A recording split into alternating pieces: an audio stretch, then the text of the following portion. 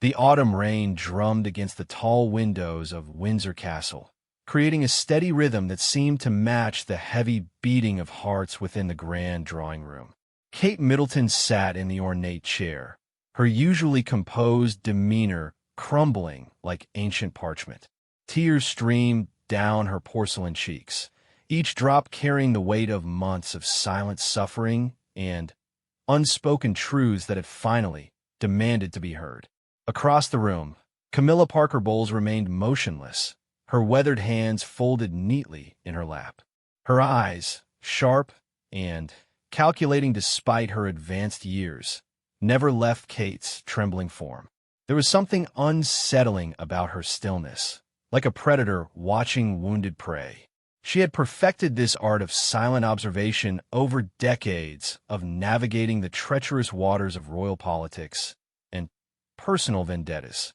Charles stood near the fireplace, his back rigid and his knuckles white as he gripped the mantelpiece. The flames cast dancing shadows across his face, highlighting the tension in his jaw and the barely contained fury that threatened to explode at any moment. His breathing was controlled, deliberate, but those who knew him well could see the storm brewing beneath his carefully maintained exterior. The confrontation had been years in the making.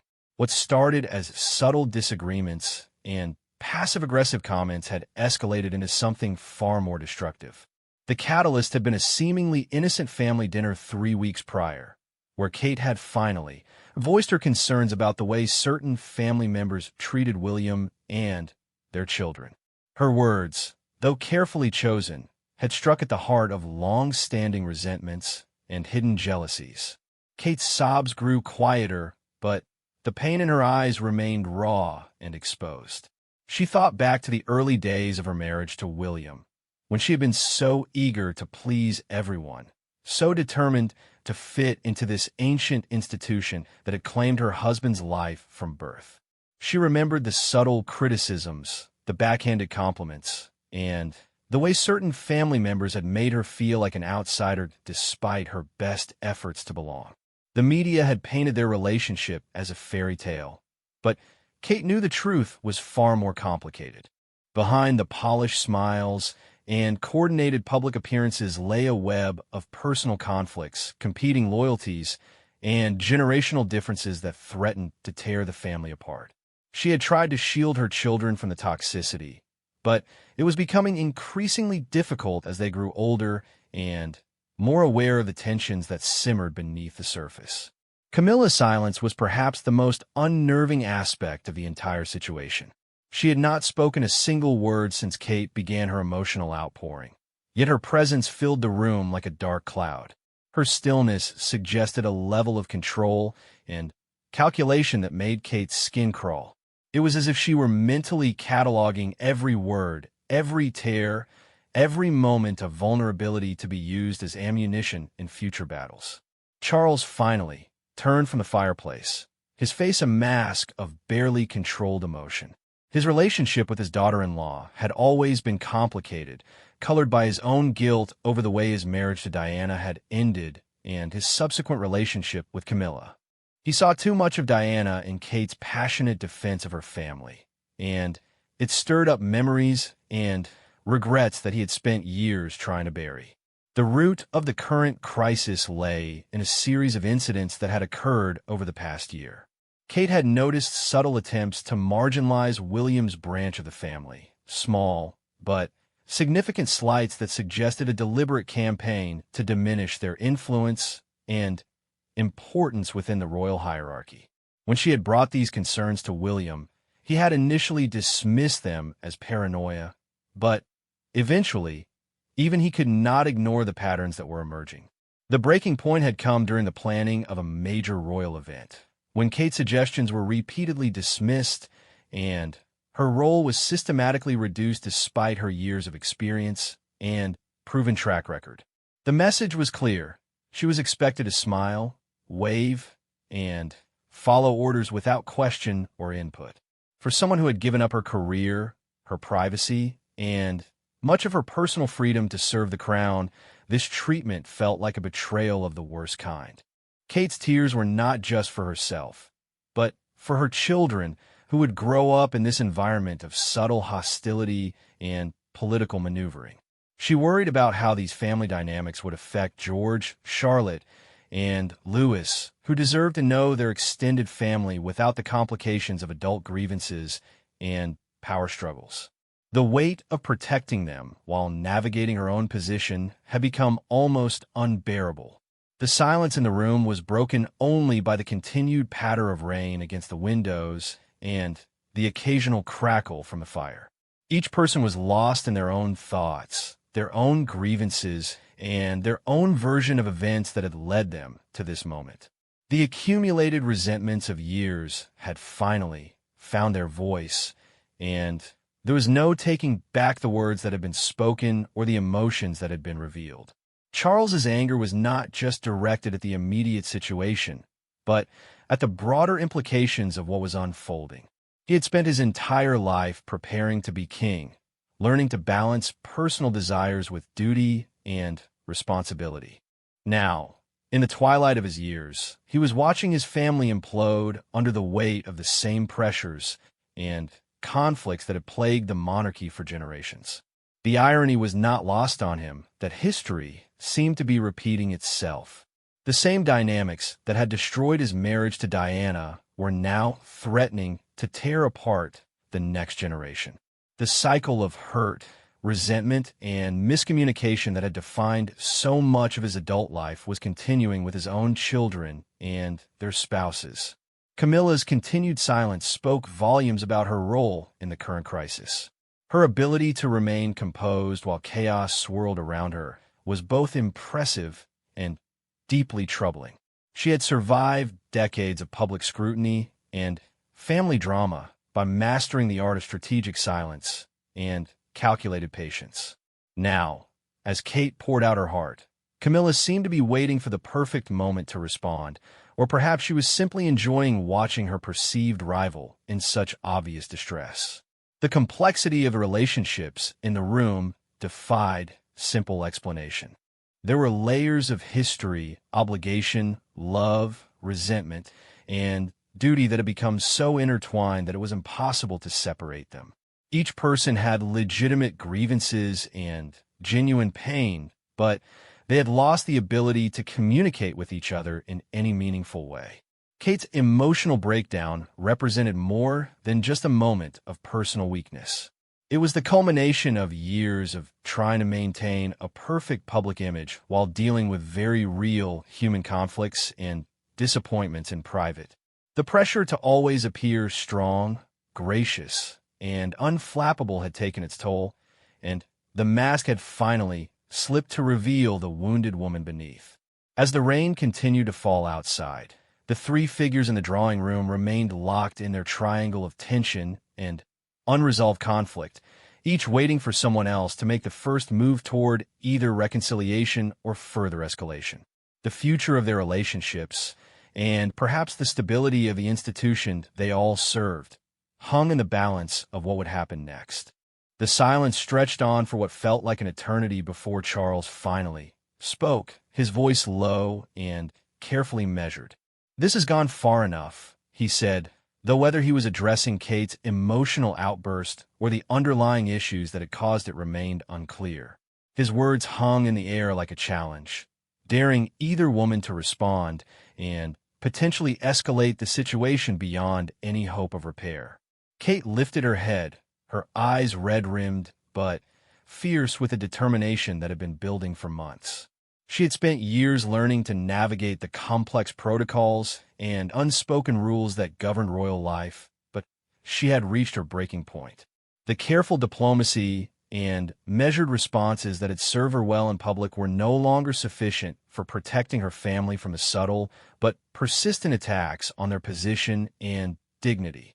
Camilla finally stirred, her lips curling into what might have been a smile if there had been any warmth behind it. "Perhaps," she said slowly, her voice carrying the weight of decades of experience in family warfare, "we should discuss what really brought us to this unfortunate moment." Her tone was deceptively mild, but Kate recognized the steel beneath the velvet words. This was a woman who had fought her way into the royal family against overwhelming odds, and had no intention of ceding ground to anyone. The previous month had seen a series of incidents that had pushed Kate beyond her limit of tolerance. It began with the deliberate exclusion from a planning meeting for a major charitable event that she had been instrumental in organizing. When she inquired about the oversight, she was told that her input was no longer needed, though no explanation was provided for this sudden change in protocol. The message was clear, even if the words were never spoken directly. Charles began pacing, his footsteps echoing on the polished wood floors. He was caught between his loyalty to his wife and his love for his son and daughter-in-law. The position was untenable, and he knew that whatever decision he made would cause lasting damage to relationships that were already strained beyond recognition. His anger was not just at the immediate situation, but at his own inability to prevent the family from descending into the same patterns of dysfunction that had characterized the previous generation. Kate remembered the conversation she had with William the night before this confrontation. He had begged her not to come, knowing that a direct confrontation would only make things worse. But Kate had reached the point where silence felt like complicity, and she could no longer stand by while her children's future was being systematically undermined by people who should have been their strongest allies and protectors. The Christmas holidays had been particularly difficult, with subtle slights and deliberate oversights that had made Kate feel like an unwelcome guest in her own family. The children had noticed the tension, asking innocent questions that revealed how the adult conflicts were beginning to affect them. George had wondered why Grandpa Charles seemed angry all the time, while Charlotte had asked why Camilla never seemed to smile when they were around. Camilla's strategy had always been patience combined with strategic positioning. She had waited decades to marry Charles, enduring public ridicule and family hostility until time and circumstances worked in her favor. Now, as queen consort, she seemed determined to ensure that her position and legacy were secure, even if it meant pushing aside those she perceived as threats to her influence and status within the family hierarchy. The media attention surrounding the family tensions had been another source of stress for Kate. Photographers and reporters seemed to sense the underlying conflicts, analyzing every public appearance for signs of discord and tension. Kate had become expert at maintaining her composure in public, but the constant scrutiny made it impossible to relax or let her guard down, even during supposedly private family gatherings. Charles stopped pacing and turned to face both women, his face showing the toll that years of family drama had taken on him. He looked older than his years, worn down by the constant balancing act required to maintain family unity while dealing with strong personalities and competing interests. His dream of a smooth transition of power and a united family legacy seemed to be crumbling before his eyes. The issue of the children's education had been another battleground, with Camilla expressing strong opinions about schools and tutors that conflicted with William and Kate's preferences. While these disagreements were couched in terms of tradition and royal protocol, Kate could see the deeper power struggle beneath the surface. Control over the children's upbringing meant influence over the future of the monarchy, and every decision became a potential conflict. Kate's relationship with the Queen had been warm and supportive, which made the current situation even more painful. Elizabeth had welcomed Kate into the family with genuine affection and had provided guidance and support during the difficult early years of her marriage. Her death had removed a stabilizing influence and had created a power vacuum that others were eager to fill according to their own agendas and priorities. The staff at various royal residences had become unwitting witnesses to the growing tensions within the family. While they maintained their professional discretion, Kate could sense their discomfort during family gatherings where the atmosphere was thick with unspoken resentment and barely concealed hostility. Even the most experienced household members seemed uncertain about how to navigate the changing dynamics and competing loyalties. Camilla's approach to charity work had also become a source of conflict, as she seemed determined to take over patronages and causes that had been important to other family members. While this could be seen as natural evolution and the changing of the guard, Kate perceived it as a deliberate attempt to diminish the influence and visibility of William's branch of the family tree. The financial aspects of royal life had added another layer of complexity to the relationships. Questions about funding for various initiatives and the allocation of resources for different family members' activities had become contentious issues that highlighted the underlying power struggles and competing priorities within the institution. Charles's own guilt about the past continued to color his reactions to current events. His failed marriage to Diana had been a source of public embarrassment and personal pain that still influenced his decisions decades later. He seemed determined to avoid repeating the mistakes that had led to that disaster, but his overcorrection was creating new problems and tensions that threatened to be just as destructive. The role of tradition versus modernization had become another fault line in the family conflicts. Kate represented a more contemporary approach to royal duties and public engagement, while Camilla seemed committed to maintaining older, more formal protocols and procedures. These philosophical differences manifested in practical disagreements about everything from public appearances to charitable activities. The international implications of family discord were never far from anyone's mind. The British royal family was watched closely by media and governments around the world, and any signs of internal conflict could have diplomatic and political ramifications that extended far beyond personal relationships and family dynamics. Kate's friends and family outside the royal sphere had watched her transformation over the years with a mixture of admiration and concern. They had seen her adapt to royal life with grace and determination, but they had also witnessed the toll that constant public scrutiny and family pressure had taken on her natural spontaneity and joy. As the three figures continued their tense standoff in the drawing room, each was acutely aware that the decisions made in the next few minutes could determine not only their personal relationships, but also the future direction and stability of one of the world's oldest and most scrutinized institutions. The weight of history and responsibility pressed down on all of them, making every word and gesture carry enormous significance and potential consequences. The rain outside had begun to lessen, but the storm inside the castle was far from over. Each person in the room had reached a point where retreat was no longer possible, and the only way forward was through a confrontation that would either heal the wounds or inflict damage that could never be repaired. Charles finally broke the suffocating silence that had enveloped the room. "Enough," he said, his voice carrying a finality that made both women look up sharply. "This cannot continue. We are destroying everything that 3 generations have worked to build."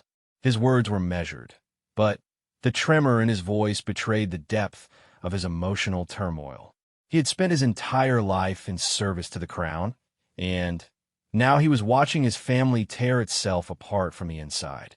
Kate wiped her eyes with the back of her hand, a gesture so human and unguarded that it seemed to strip away the layers of royal protocol that usually governed every interaction. "You speak of destroying things," she said, her voice gaining strength with each word. "But what about what has already been destroyed? What about the trust between family members? What about the safety and security that my children should be able to expect from their own relatives?" The events of the past few weeks had crystallized Kate's understanding of the impossible position she occupied within the royal family. She was expected to be visible enough to fulfill her duties, but not so prominent as to overshadow other family members. She was supposed to be supportive, but not independent, traditional, but also modern, strong, but never challenging. The contradictions had become impossible to navigate successfully. Camilla shifted in her chair, her movements deliberate and controlled.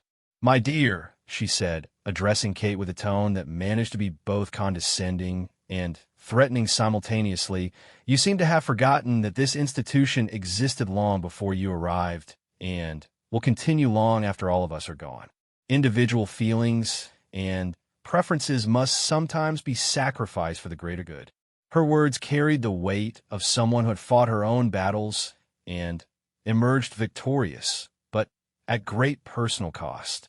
The conversation that had triggered this confrontation had taken place during a seemingly innocent family lunch the previous week. Kate had suggested modifications to an upcoming royal tour that would allow for more meaningful engagement with local communities and charitable organizations. Her suggestions were based on months of research and consultation with experts in international relations and cultural sensitivity. Charles had initially seemed receptive to Kate's ideas, but Camilla had quickly intervened with observations about tradition and the importance of maintaining established protocols. What followed was a subtle but devastating dismantling of Kate's proposals, with each suggestion being questioned, criticized, or dismissed entirely. By the end of the meal, Kate felt as though her years of experience and education had been rendered worthless. The impact on William had been profound as well. He found himself caught between defending his wife and maintaining family peace, a position that echoed his father's own struggles decades earlier. The stress had begun to show in his public appearances, where careful observers noted signs of tension and fatigue that spoke to the personal toll of the family conflicts. Kate's mind wandered to a conversation she had overheard between Camilla and one of her longtime confidants several months earlier. The discussion had centered around the need to manage expectations and ensure that appropriate boundaries were maintained within the family hierarchy. While no names had been mentioned, the implications were clear enough to leave Kate feeling both angry and deeply hurt. The children had become innocent casualties in this adult warfare. George's naturally serious demeanor had become even more pronounced as he sensed the tension around him. Charlotte had begun asking pointed questions about why family gatherings always seemed to end with Mummy looking sad. Little Louis, still too young to fully understand the dynamics, nevertheless seemed to pick up on the emotional undercurrents that affected everyone around him. Charles began speaking again, his voice heavy with the weight of accumulated disappointments and failed attempts at reconciliation. Do you think this is what I wanted? Do you think I dreamed of becoming king only to watch my family destroy itself with petty jealousies and power struggles? His question hung in the air, unanswered but deeply felt by everyone in the room. The role of the media in amplifying and complicating family tensions had become increasingly problematic. Every public appearance was analyzed for signs of discord, with body language experts and royal watchers ready to interpret even the slightest gesture as evidence of deeper conflicts. This constant scrutiny made it nearly impossible for family members to work through their differences privately. Kate remembered her wedding day, when she had felt such hope and optimism about her future role in the royal family. She had genuinely believed that she could make a positive difference while respecting the traditions and protocols that governed royal life. The gradual erosion of that optimism had been perhaps the most painful aspect of the current situation. Camilla's influence within the palace machinery had grown steadily since her marriage to Charles, and she had used that influence to position her own allies and supporters in key roles. This had created an environment where Kate often felt isolated and without advocates among the staff and advisors who shaped daily royal life. Decisions that should have been collaborative became unilateral, and Kate's input was increasingly marginalized. The charitable work that had always been Kate's passion had become another battleground for influence and control. Organizations that had enjoyed her patronage found themselves caught in the middle of royal politics, with funding and support becoming contingent on their willingness to navigate competing interests and loyalty tests that had nothing to do with their charitable missions. Charles's attempts to mediate between the competing factions within his family had been largely unsuccessful, partly because his own loyalties were divided and his judgment was clouded by guilt over past mistakes. His desire to avoid repeating the errors that had destroyed his first marriage had led him to overcorrect in ways that created new problems and resentments. The international implications of the family discord had begun to manifest in subtle but significant ways. Foreign dignitaries and government officials had started to notice the tensions during official events, leading to awkward moments and diplomatic complications that had the potential to damage Britain's soft power and international reputation. Kate's isolation within the royal bubble had been exacerbated by the limited contact she was allowed to maintain with her former friends and professional colleagues. The security requirements and protocol restrictions that govern royal life had gradually cut her off from the support systems and relationships that had sustained her before her marriage to William. The financial independence that Kate had enjoyed in her previous life had been replaced by a system of allowances and approvals that made her feel like a child asking for permission to spend money on even basic necessities. This loss of autonomy had been particularly difficult for someone who had been accustomed to making her own decisions and controlling her own destiny. Camilla's public relations strategy had been masterful in its subtlety and effectiveness. She had managed to position herself as the defender of tradition and stability while portraying Kate as impulsive and disrespectful of royal customs. This narrative had gained traction in certain media circles and among traditionalist supporters of the monarchy. The seasonal rhythms of royal life had become a source of dread rather than anticipation for Kate. Christmas at Sandringham, Easter at Windsor, and summer at Balmoral had all become exercises in enduring subtle hostilities and navigating social minefields rather than enjoying family time and creating positive memories for the children. Charles looked between the two women who represented such different aspects of his life and legacy. Camilla embodied his personal happiness and redemption after the disasters of his youth, while Kate represented the future of the monarchy and his hopes for his grandchildren's happiness and success. The choice between them felt impossible and potentially devastating regardless of the decision he made. The weight of history pressed down on all three figures in the drawing room as they grappled with conflicts that echoed through generations of royal family dysfunction. Each person carried the burden of their own pain and disappointment while trying to balance personal needs against institutional requirements and public expectations that seemed impossible to satisfy simultaneously. The grandfather clock in the corner chimed the hour, its deep resonant tones seeming to underscore the gravity of the moment. Charles moved away from the fireplace and walked to the tall windows, gazing out at the castle grounds that had witnessed centuries of royal drama and family conflict. The rain had stopped, leaving the world outside looking washed clean and fresh, a stark contrast to the poisoned atmosphere within the room. Kate stood slowly, her composure gradually returning as she drew upon the inner strength that had carried her through years of public scrutiny and private challenges. "I came here today not to attack anyone," she began, her voice steady despite the emotional turmoil she had just displayed. "I came here because I love this family, because I believe in what we represent to the people, and because I refuse to watch my children grow up in an environment of silent hostility and political manipulation." Camilla's expression remained unreadable, but something in her posture suggested that she was reassessing the situation. Kate's emotional breakdown had perhaps been expected, even hoped for, but the strength and clarity that was now emerging seemed to catch her off guard. This was not the weak and easily manipulated woman that Camilla had perhaps assumed she was dealing with. Charles turned back to face the room, and for the first time since the confrontation began, he looked directly at his wife. "Camilla," he said quietly, "we need to talk honestly about what has been happening. This family is being torn apart by suspicions and resentments that should never have been allowed to fester."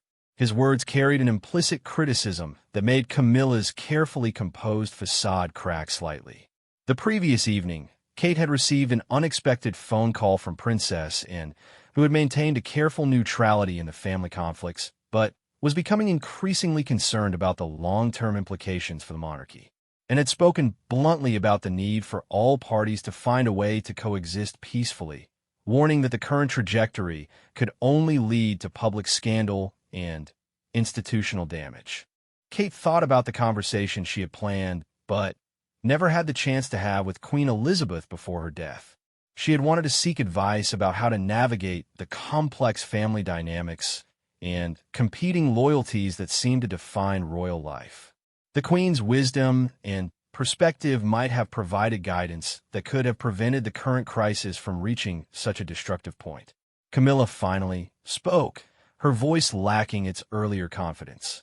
"Perhaps," she said slowly, "we have all allowed past grievances and future anxieties to cloud our judgment about what is truly important."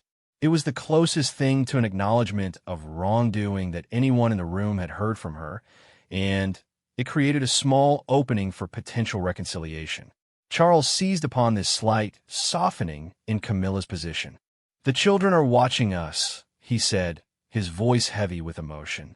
"George, Charlotte, and Louis are learning about family relationships and loyalty from how we treat each other. What kind of example are we setting? What kind of legacy are we creating for them?" His question struck at the heart of everyone's motivations and priorities.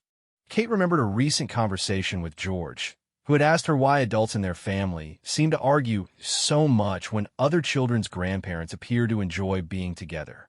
The innocent question had highlighted how the family tensions were beginning to affect the next generation in ways that could have lasting psychological and emotional consequences. The institutional implications of the family discord had become increasingly difficult to ignore. Palace staff were beginning to choose sides, creating divisions and inefficiencies that affected everything from event planning to media relations. The smooth operation of the royal household depended on cooperation and mutual respect that was being eroded by the personal conflicts. Camilla stood and moved to a position where she could see both Charles and Kate clearly. "I've spent decades fighting for my place in this family," she said, her voice gaining strength. "I have endured public humiliation, family rejection, and media persecution. Perhaps that struggle has made me overly protective of the position I have finally achieved. Perhaps I have seen threats where none were intended." Kate felt a surge of hope at these words, the first acknowledgement she had heard that her concerns might have some validity. "I understand that struggle," she replied. "I have faced my own challenges in finding my place here. But we should be allies, not adversaries. We should be working together to strengthen this institution, not allowing our personal insecurities to weaken it." Charles moved closer to both women, sensing an opportunity for healing that had not existed moments earlier. "We have all made mistakes," he said. "I have allowed my own guilt and anxiety about the past to prevent me from addressing problems in the present. I have been so afraid of repeating old errors that I have failed to recognize new ones being made." The complexity of royal family relationships meant that personal conflicts inevitably became institutional challenges. The monarchy's survival depended on the family's ability to present a united front while managing their private disagreements with discretion and maturity. The current crisis had threatened that delicate balance in ways that could have far-reaching consequences.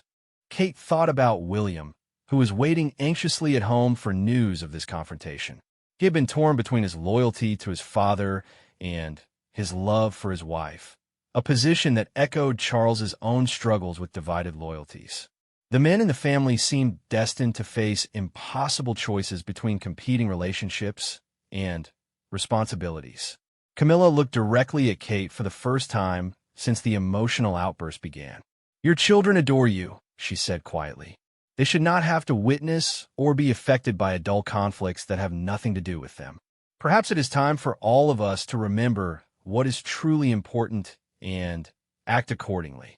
The afternoon light was beginning to fade outside, casting long shadows across the drawing room and giving the space an almost cathedral-like quality. The three figures who had been locked in emotional combat were beginning to find common ground in their shared love for the children and their mutual commitment to the institution they all served. Charles suggested that they establish regular family meetings where concerns could be aired and addressed before they escalated into major conflicts. Kate proposed creating clear guidelines for decision-making processes that would ensure everyone's input was considered and valued. Camilla offered to review recent decisions that had caused friction and to consider modifications that might address Kate's concerns. The path forward would not be easy, as years of accumulated resentment and misunderstanding could not be resolved in a single conversation. However, the willingness to acknowledge problems and work toward solutions represented a significant step toward healing the deep wounds that had developed within the family structure. Kate felt a weight lifting from her shoulders as she realized that her voice had been heard and her concerns taken seriously. The tears she had shed were not signs of weakness, but expressions of her deep commitment to the family and institution she had sworn to serve. Her emotional honesty had created space for others to drop their defensive postures and engage in genuine dialogue. As the three family members began to discuss practical steps for improving their relationships and addressing the specific issues that had caused so much pain, the atmosphere in the room gradually shifted from confrontation to collaboration. The work of rebuilding trust and respect would take time, but the foundation had been laid for a more positive future. The rain had stopped completely, and shafts of golden sunlight were beginning to penetrate the clouds outside. Inside the drawing room, three people who had seemed irreparably divided were discovering that their shared values and common goals were stronger than the forces that had threatened to tear them apart. The monarchy would survive this crisis stronger and more united than before because they had found the courage to confront their problems honestly and work together toward solutions that served everyone's best interests.